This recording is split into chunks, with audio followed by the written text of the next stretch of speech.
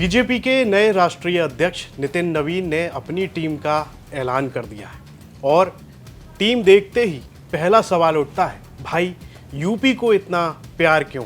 क्योंकि नितिन नवीन की टीम में उत्तर प्रदेश के 8 चेहरों को जगह मिली है।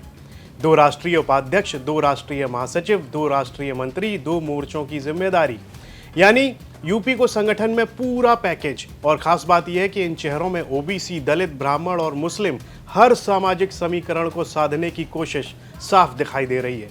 अब एक एक करके समझते हैं कि बीजेपी के सोशल इंजीनियरिंग में कौन सा चेहरा किस वोट बैंक का हिसाब किताब संभाल रहा है।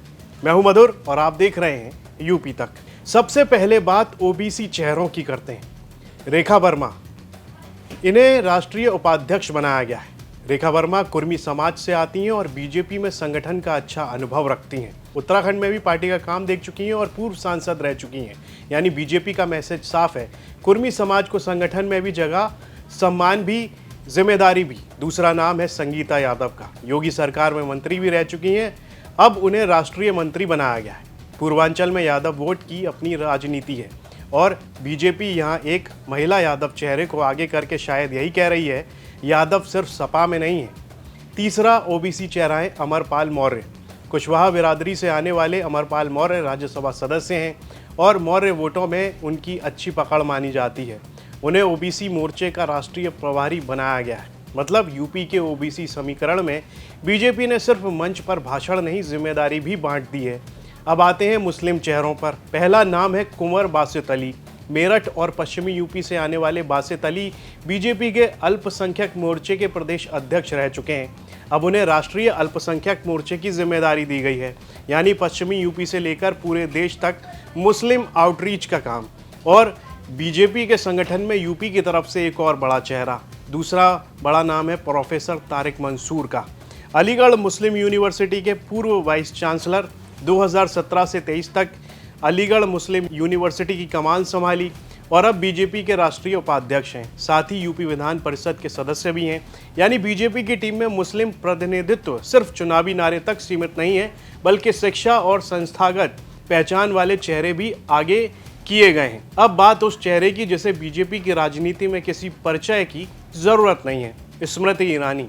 अमेठी में राहुल गांधी को हराकर राष्ट्रीय राजनीति में बड़ा नाम बनी।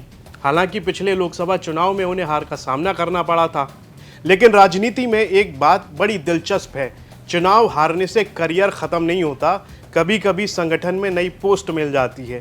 स्मृति ईरानी को अब राष्ट्रीय महासचिव बनाया गया, यानी चुनावी मैदान से संगठन के मैदान में बड़ी जिम्मेदारी। अब आते हैं दलित चेहरे पर। भोला सिंह, बुलंदशहर से सांसद, 3 बार के सांसद और दलित समाज से आने वाला पश्चिमी यूपी का बड़ा चेहरा, उन्हें राष्ट्रीय मंत्री बनाया गया है। साफ है कि बीजेपी यूपी में दलित समाज को लेकर भी अपना संदेश मजबूत रखना चाहती है। और अब आखिरी नाम ब्राह्मण चेहरा, हरीश द्विवेदी। बस्ती से चुनाव हार गए, लेकिन संगठन में उनकी सक्रियता बनी रही। अब उन्हें राष्ट्रीय महासचिव की बड़ी जिम्मेदारी मिली है, यानी चुनावी हार के बाद भी संगठन ने उन्हें साइडलाइन नहीं किया, बल्कि हार के बाद भी संगठन में प्रमोशन जैसा माहौल बना दिया है। अब पूरी तस्वीर को एक साथ रखिए। कुर्मी रेखा वर्मा, यादव संगीता यादव, कुशवाहा अमरपाल मौर्य, मुस्लिम बासित अली और तारिक मंसूर, दलित भोला सिंह, ब्राह्मण हरीश द्विवेदी और स्मृति ईरानी जैसा बड़ा राष्ट्रीय चेहरा।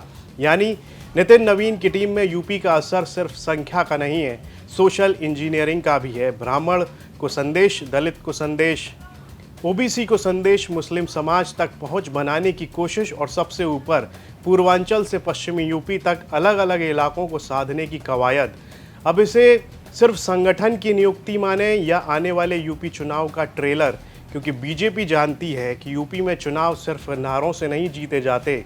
यहाँ जातियों का गणित, इलाकों का समीकरण और चेहरों की केमिस्ट्री तीनों जोड़ने पड़ते हैं। और नितिन नवीन की टीम देखकर कम से कम इतना तो साफ है, दिल्ली में टीम बनी है, लेकिन कैलकुलेटर यूपी का भी चल रहा है। ये जानकारी जुटाने में हमारी मदद की हमारे सहयोगी कुमार अभिषेक ने। इसे लिखा है मैंने, यानी मधुर ने। इस पर आपकी क्या राय है, कमेंट बॉक्स में लिखकर ज़रूर बताइएगा। यूपी से जुड़ी तमाम खबरें देखने के लिए आप देखते रहिए यूपी तक।